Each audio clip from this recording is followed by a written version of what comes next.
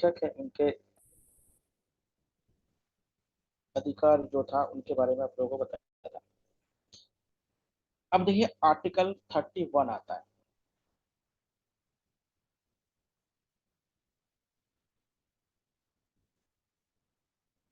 देखिए इससे क्या है, हमारे संविधान से इसको हटा दिया गया। आपको बताया था इसमें क्या बात क्या है, संपत्ति का अधिकार, यानी राइट टू वेल्थ, संपत्ति का अधिकार।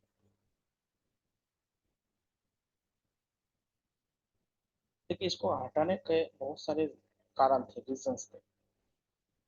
आपको बताया था हमारे यहाँ पे जो पहला संविधान संशोधन हुआ था उसके अंतर्गत आपको पता है कि भूमि सुधार लागू किया गया था।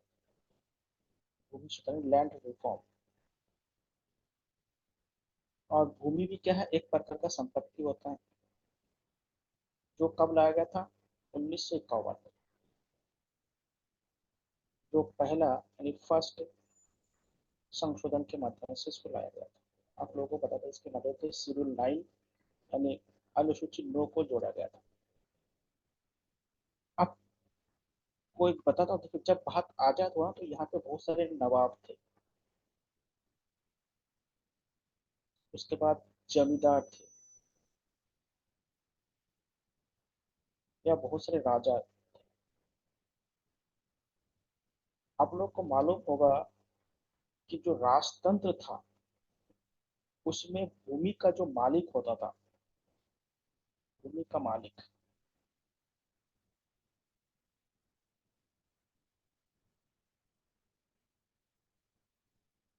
वो क्या था, किसान नहीं होता था, बल्कि यही जो नवाब, ये जो जमींदार जिनके अंडर में जो भूमि होते थे, वो क्या था, भूमि का मालिक होता था। यानी लैंड लॉर्ड से कहते हैं, जमींदार को लैंड लॉर्ड ऐसे भी कहा जाता है। तो भूमि का मालिक कौन है, किसान नहीं है यहाँ पे। ध्यान से गया, पर फार्मर क्या है, भूमि का मालिक नहीं है। अब जैसे ही देश आजाद हो गया तो ये जो नवाब ये या जमींदार है, ये क्या है, जो किसान वहां पे काम करे थे उसको बेदखल करना शुरू कर दिया। मतलब जमीन से बोला कि अब हम आपको जमीन नहीं देंगे। देखिए अभी उत्तराखंड में भी क्या है, भूमि अभिलेख को लेके आंदोलन चल रहा है। अभी कल ही देखिएगा आप, देहरादून पे बहुत सारा प्रोटेस्ट हुआ है। तो भूमि क्या था यहाँ पे, देखिए यहाँ पे भूमि किसका था, भूमि नवाब का था, जमींदार का था, और किसका था, राजा का हुआ करता था। और यहाँ पे जो किसान है ना, उनको किसान नहीं कहते थे, उनको किसान ना कहते, उनको क्या कहते, काश्तकार कहते थे। काश्तकार, जिसको इंग्लिश में टेनेंसी कहा जाता है। ये फार्मर, देखिए ये हो गया आपका फार्मर, और ये क्या है, टेनेंसी हुआ। टेनेंसी का मतलब है, काश्तकार का मतलब होता है किसी के जमीन पर बटाई पे खेती करना, और वहां पे भूमि का उनका मालिकाना हक ना होना। भूमि पे कौन सा हक नहीं होना, मालिकाना हक नहीं होना। तो जब भूमि पे मालिकाना हक नहीं होगा, तो अब क्या है, इन नवाबों ने या जमींदारों ने और राजाओं ने उन भूमि पर कब्जा करना शुरू कर दिया। लेकिन जैसे देश आजाद हुआ, तो देश जब आजाद हुआ तो हमारे यहाँ पे कल्याणकारी सरकार बना। सरकार कैसे बना, वेलफेयर गवर्नमेंट बना। तो वेलफेयर गवर्नमेंट का पहला ये कर्तव्य बनता है कि वो लोगों को भलाई के लिए कुछ काम करे, लोगों की भलाई के लिए काम करे। तब उन्होंने ये सोचा कि ये जो जमीन है, नवाबों या जमींदार या राजा के पास जो अतिरिक्त जमीन है, जो बहुत बड़े पैमाने पे है, उनसे उनसे लेकर काश्तकार जो थे उस समय, उनको दिया जाए। किसान तो थे नहीं उस समय, काश्तकार थे, समझ लीजिएगा। तो उनको क्या है कि जब तक किसान वही कहला जाएगा जिनके पास अपना जमीन होता है, और काश्तकार उसे कहते हैं जिनके पास अपना जमीन नहीं है, तो दूसरे की जमीन पे काम करते हैं, चाहे वो बटाई पे हो या जो भी करते हैं। तब वो काश्तकार को जमीन देना चाहे। लेकिन जैसे ही इन नवाबों से, जमींदारों से या राजाओं से जब जमीन इन्होंने छीनने के लिए सरकार ने एक नियम बनाया, तब ये नवाब, जमींदार और राजा चले गए सुप्रीम कोर्ट। सुप्रीम कोर्ट में ये बोला कि जो मौलिक अधिकार है हमारा, संपत्ति का अधिकार, ये हमसे छीना जा रहा है। क्योंकि ये जमीन मेरा नाम का है या मेरे खानदान के नामों पर जमीन है, हम किसानों को क्यों थे। समझिए बातों को। तो सरकार ने क्या है, इसलिए देखिए भूमि सुधार लाया था। भूमि सुधार में भी क्या क्या, भूमि सुधार में ये बताया कि जो एक एक परिवार है, उस एक व्यक्ति के पास जो अच्छे भूमि होते थे उनका 18 एकड़ जमीन दिया जाता था। 18 एकड़ जमीन होना चाहिए था, अच्छी जमीन। और जो जो जमीन थोड़ा सा कम फर्टिलाइट होते थे, यानी कम उपजाऊ जमीन होते थे, उनमें क्या है, 54 एकड़ जमीन दिया गया था, यानी 54 एकड़ जमीन उनको दिया गया था। लेकिन इसमें दो एक शर्त था।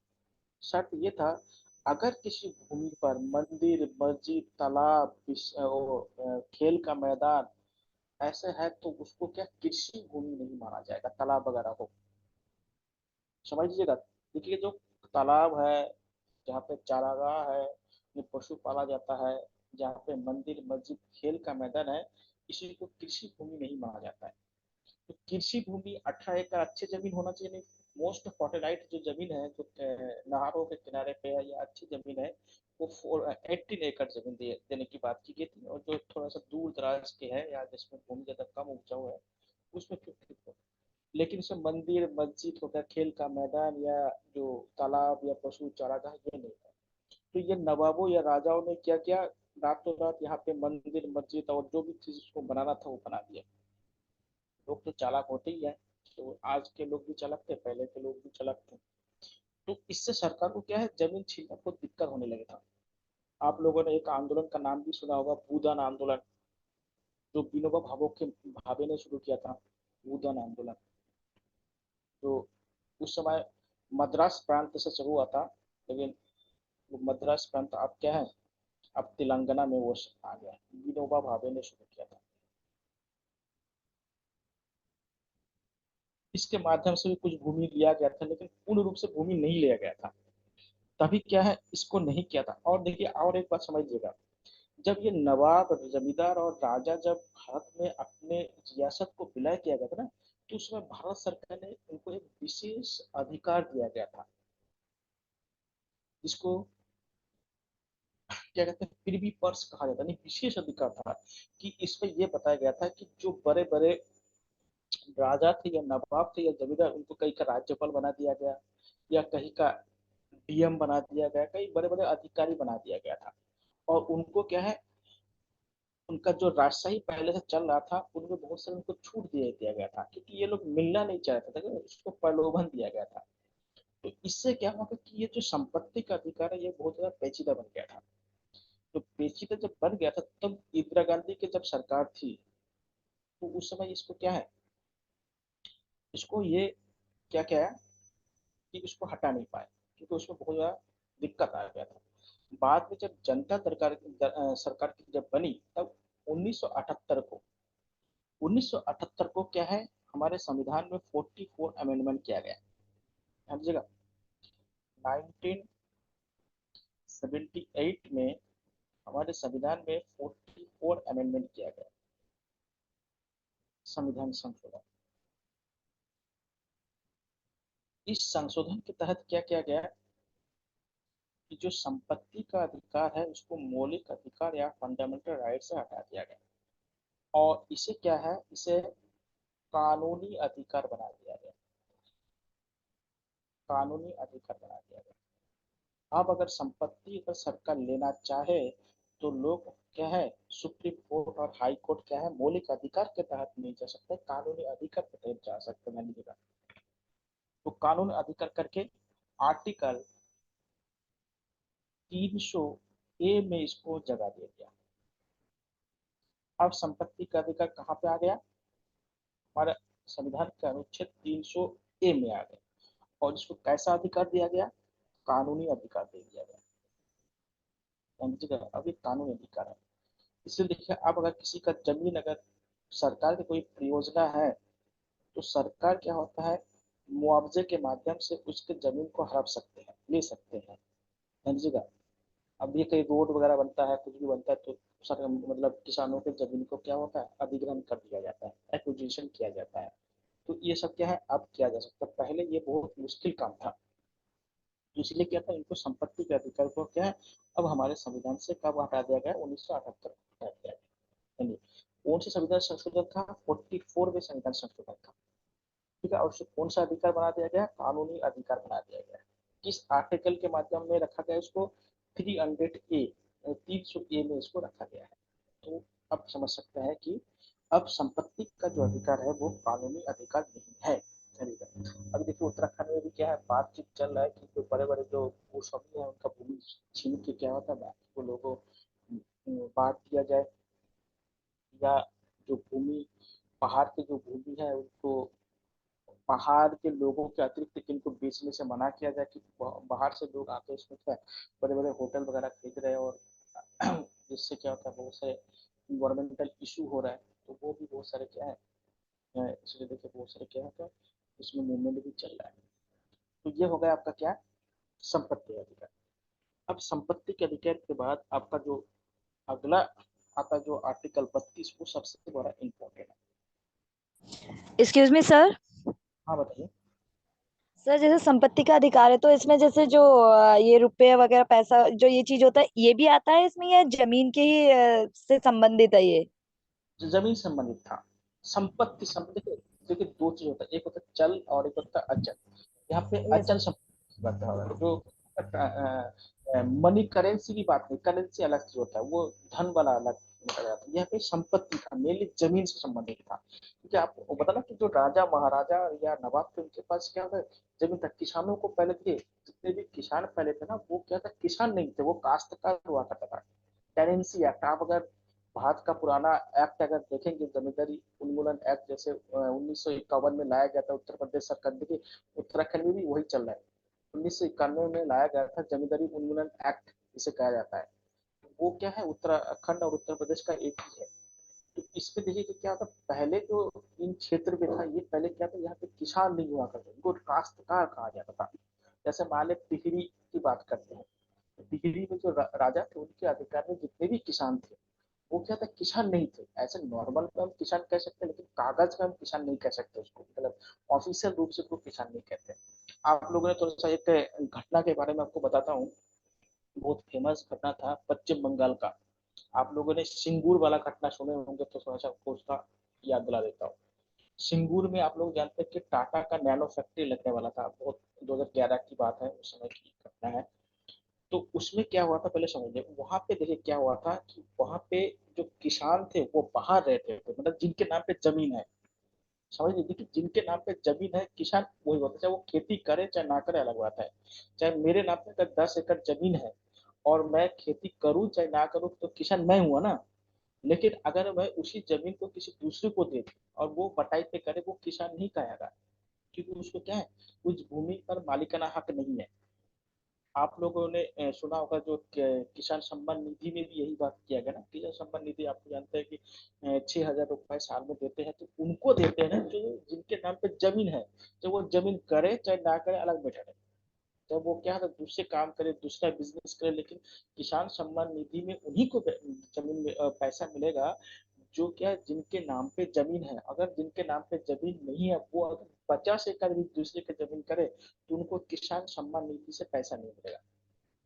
तो पश्चिम बंगाल में घटना यही हुआ था कि उसमें क्या था कि जो वहां पे खेती जो लोग कर रहे थे, कंपनी ने उसको मुआवजा दे दिया था, और बाद में जो उसके जो जमीन जिसके नाम पे था, वो लोग आगे उसका विरोध कर दिया, बोला कि जमीन तो मेरा है, अब उनको कैसे मुआवजा दे दिया। तो उसमें बड़ा विवाद हुआ था, बाद में वो कंपनी चला गया था वहां से। तो ये ध्यान रखिए, किसान सम्मान निधि में उन्हीं को जमीन पैसा मिलेगा जिनके नाम पे जमीन है, उन्हीं को किसान कहा जाएगा।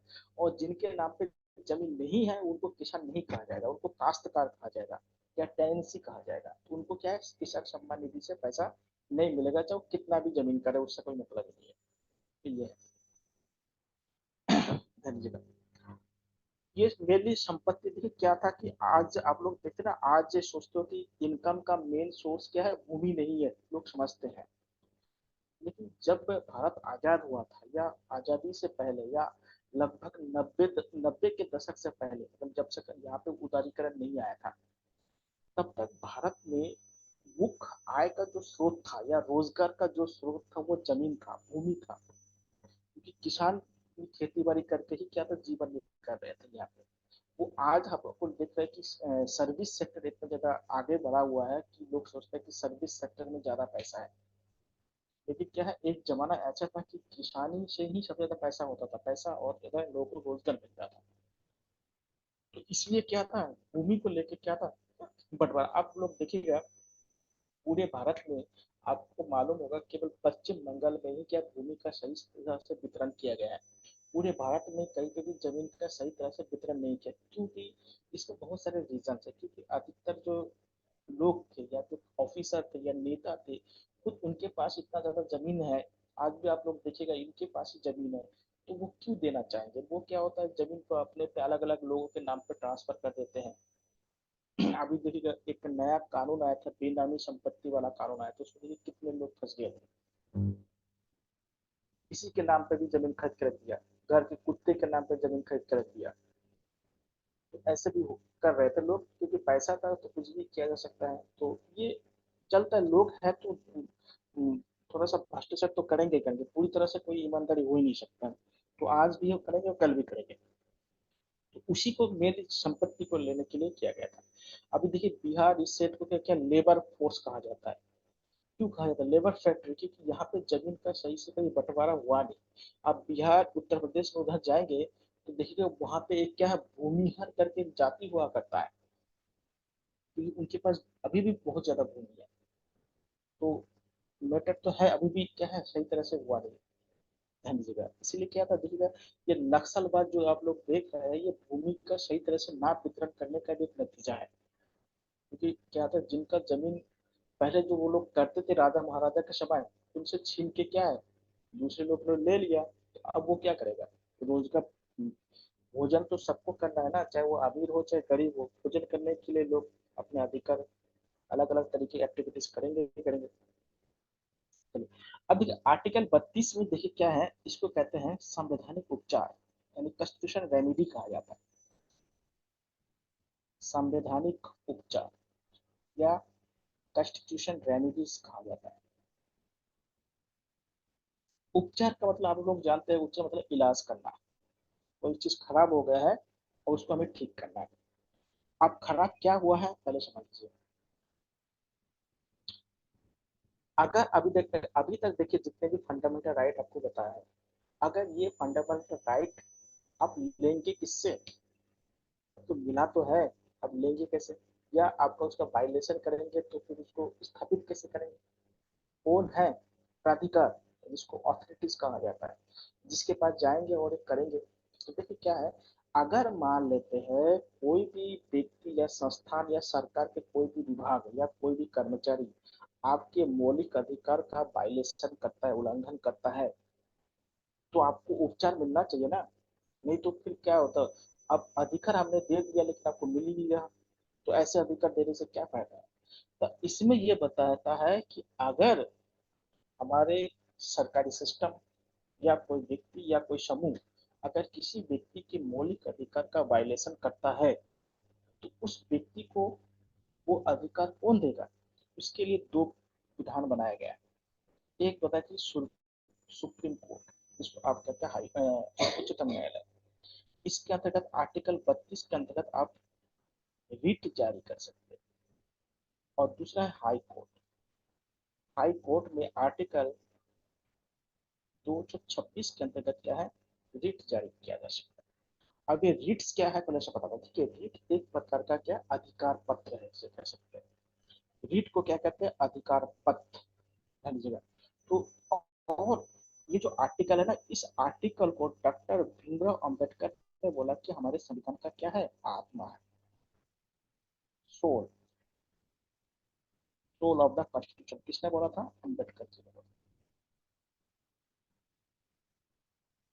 अम्बेडकर जी ने बताया था कि ये जो आर्टिकल 32 है या संवैधानिक उपचार का जो अधिकार हमको दिया गया है, ये क्या है, संविधान का आत्मा है। क्यों आत्मा, इसलिए है भाई, अधिकार को दिया गया है लेकिन देगा कौन, भाई उस प्राधिकार का उल्लेख तो होना चाहिए। जैसे मान लेते हैं कि किसी को आरटीई दिया गया कि 6 से लेकर 14 साल के बच्चों को क्या है, फ्री एजुकेशन दिया जाएगा। लेकिन और दूसरी बात है कि आप जानते हैं कि जो प्राइवेट स्कूल होता है उसमें 25% सीट क्या होता है, गरीब बच्चों के लिए रिजर्व होता है आरटीई के माध्यम से। लेकिन वो उसका बैलेंस होता है या उल्लंघन होता है, अलग बात है कि स्कूल वाले अपने ही जान पहचान के लोगों को उसमें भर्ती करवा देता है, जो ज्यादा जरूरतमंद नहीं होता फिर उनको कर देते हैं। लेकिन अगर मान लेते हैं कि वो स्कूल वाले ऐसा नहीं करते तो हम जाए किसके पास। उसी प्रकार से अगर हमारे जितने भी फंडामेंटल राइट का अगर वायलेशन होता है तो हम जाए किसके पास, तो उसके लिए क्या है, हमारे सुप्रीम कोर्ट और हाई कोर्ट को क्या इसके लिए निर्धारित किया गया है। सुप्रीम कोर्ट और हाई कोर्ट को क्या है इसके लिए क्या है निर्धारित किया गया है कि आप अगर आप पे किसी का मौलिक अधिकार का अगर वायलेशन होता है तो अनुच्छेद 32 के तहत सुप्रीम कोर्ट जा सकते हैं, और आर्टिकल 226 के अंतर्गत क्या है हाई कोर्ट जा सकते हैं। और ये रीट कितने प्रकार के होते हैं, 5 प्रकार के रीट के बारे में बात की गई है। तो इसमें कितने प्रकार के रीट हैं, 5 प्रकार के रीट के बारे में बात की गई है। रीट का मतलब अधिकार पत्र। रीट का मतलब क्या होता है, अधिकार पत्र। और इसे आत्मा किसे कहा गया है, संवैधानिक उपचार के अधिकार को अम्बेडकर जी ने कहा है, इनको किसने कहा, अम्बेडकर जी ने कहा है, सोल ऑफ द कॉन्स्टिट्यूशन कहा गया इसे। अब देखिए रीट कौन कौन से होते हैं। पहला जो रीट्स है उसे कहते हैं बंदी प्रत्यक्षीकरण, इसको हॉबियस कॉर्पस कहा जाता है, हेबियस कॉर्पस कहा जाता है। बंदी प्रत्यक्षीकरण है। देखिए पहला जो रीट है वो उसका नाम क्या है, बंदी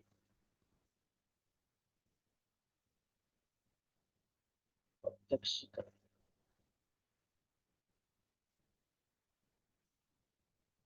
तो इसके बारे में बताऊंगा एक करके। तो दूसरा जो रीट्स है वो है उसका नाम है परमादेश, इसे इंग्लिश में कहते हैं मैंडामस कहा जाता है। तीसरा जो है उसे कहते हैं प्रतिषेध।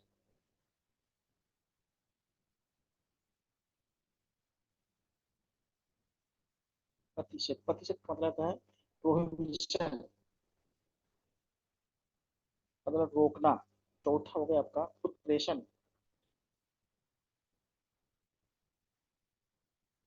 उत्प्रेषण का मतलब होता है सर्टेशन होता है, मतलब एक जगह से दूसरी जगह भेजना। उत्प्रेषण मतलब का मतलब होता है। एक एक करके आपको बताऊंगा। और लास्ट है आपका अधिकार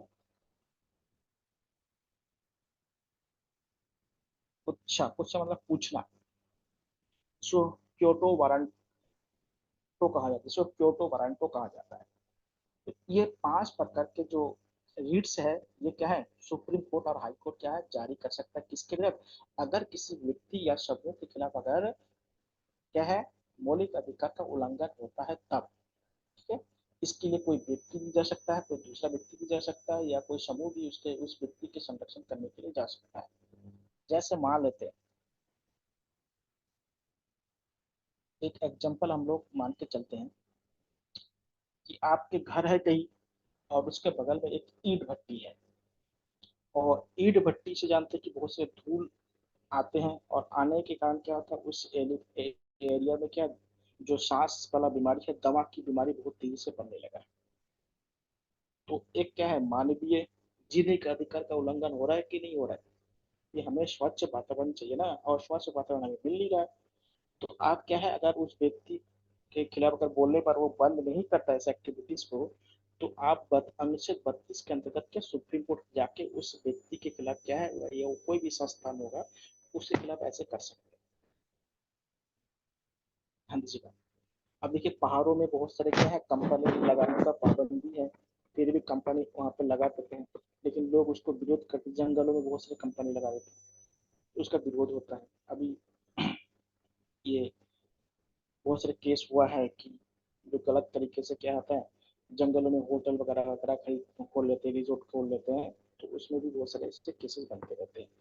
तो ऐसे में क्या है कोई भी व्यक्ति उससे संस्थान या उस व्यक्ति के खिलाफ क्या है रिट जारी कर सकता है। तो देखिए पहला आपका क्या है रिट्स, उसका नाम है बंदी प्रत्यक्षीकरण।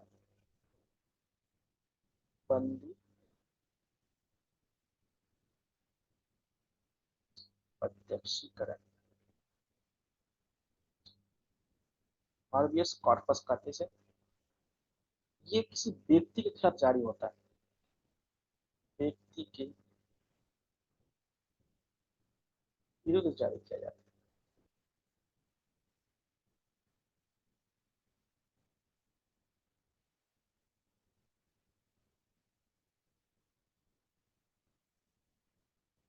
जैसे समझ लीजिएगा, आपको पता था अनुच्छेद 22 में एक चीज बताया था, जिसको गिरफ्तारी करने का अधिकार दिया गया था, और उसमें गिरफ्तारी से बहुत सारे क्या है, रेमिडीज या छूट मिलती है हमारे नागरिक को।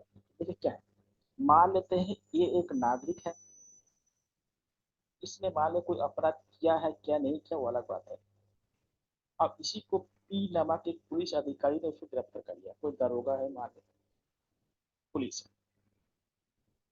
आपको पता है कि इस व्यक्ति को 24 घंटे के अंदर मजिस्ट्रेट के सामने पेश करना पड़ेगा।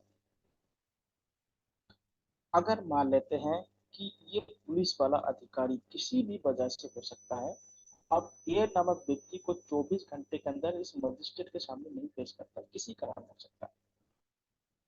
हो सकता है उसका कोई निजी दुश्मनी हो, या किसी ने पैसा दे के ऐसा करवा रहा हो, अलग बात है, बहुत सारे केसेस इसमें होता है। ठीक है, तब क्या होगा कि ये व्यक्ति के जो घर वाले हैं या इसके कोई भी व्यक्ति क्या होता है कि आर्टिकल 32 के अंतर्गत क्या है, सुप्रीम कोर्ट जा सकते हैं। 24 घंटे के बाद जाएगा, 24 घंटे से पहले नहीं जा सकता। जैसे ही सुप्रीम कोर्ट पहुंचे आर्टिकल 32 के अंतर्गत, तो सुप्रीम कोर्ट इस पुलिस वालों को बुलाएंगे कि क्या आइए आपसे थोड़ा सा निपट लेते हैं। तो पुलिस वाले जैसे सुप्रीम कोर्ट जाएंगे, तो पहले ही सुप्रीम कोर्ट के जो भी जज बैठे होंगे वो उनसे पहले ये सवाल बोलेंगे कि जो ये व्यक्ति है कहा, उसको हमारे सामने लाओ।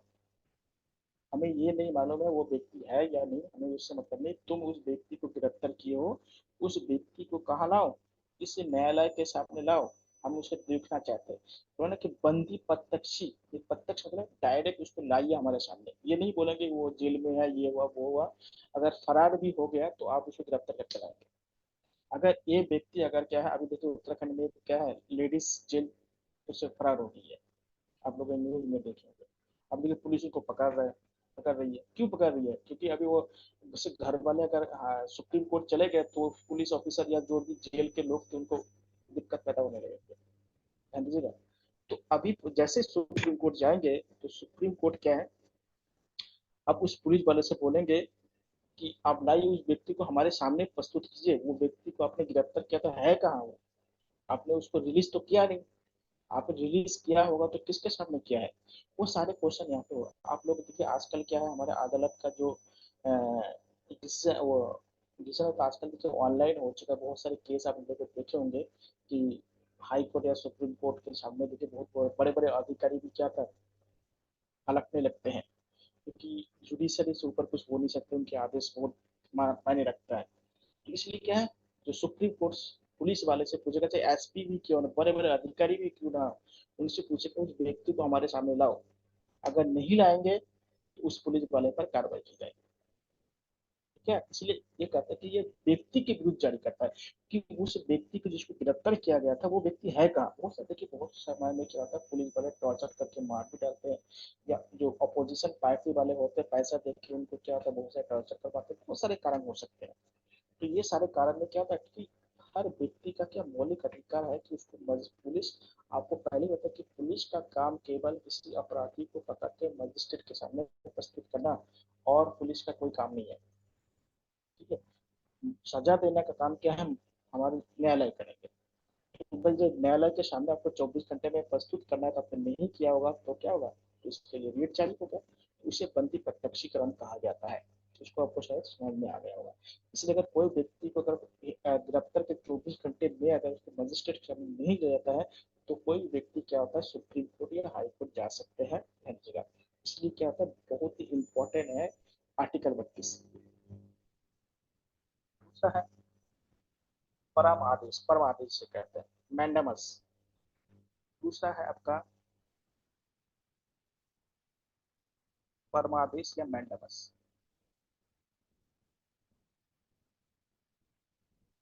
देखिए मैंडामस या परम आदेश का मतलब होता है, परम परम मतलब क्या होता है, सुप्रीम होता है या सर्वोच्च होता है।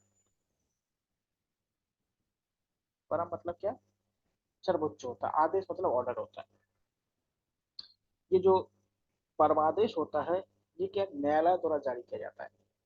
जैसे समझिए क्या है, आप लोग देखिएगा जो सरकार होती है, वो क्या था, बहुत समय क्या होता है, अपने वोट बैंक या फिर राजनीतिक कारण क्या होता है, सही काम भी क्या था कभी कभी नहीं करते।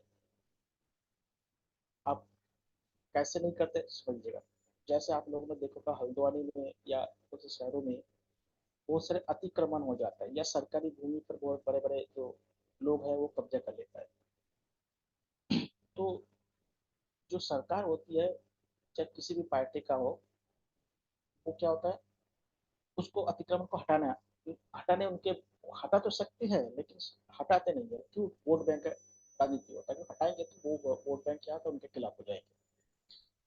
तब क्या होता है, जो सुप्रीम कोर्ट या हाई कोर्ट होता है उससे आदेश निकलवा जाता है। अगर क्या होता है, सुप्रीम कोर्ट ने अगर आदेश दे दिया, हाई कोर्ट ने आदेश दिया था कि यहाँ से इस अतिक्रमण को हटाना है, आप लोग देखे होंगे कि रोड के आधा तो क्या होता है, दुकान वाले कब्जा कर लेते हैं। तो ये सब अतिक्रमण या बहुत सारे क्या होता है, अभी बहुत सारे हल्द्वानी में बहुत से लोगों को मकानों को तोड़ा गया है, जब दिल्ली वगैरह बड़े बड़े इलाकों को मकानों को तोड़ दिया गया है। तो ये क्या है था, सरकार नहीं कर सकती, सरकार का कर तो सकती है लेकिन नहीं कर सकती, तो नहीं करती है। वोट बैंक का इसका राजनीतिक होता है। या कोई धार्मिक मुद्दा हो जाए, तो अगर सरकार भी देखते हैं कि उनको किस धार्मिक फायदा मिला है, तो फिर वो मुद्दा नहीं करना चाहते हैं। तभी क्या होता है, अगर अदालत ने अगर बोल दिया कि ये करना है, तब क्या सरकार कुछ नहीं कर सकती है। जैसे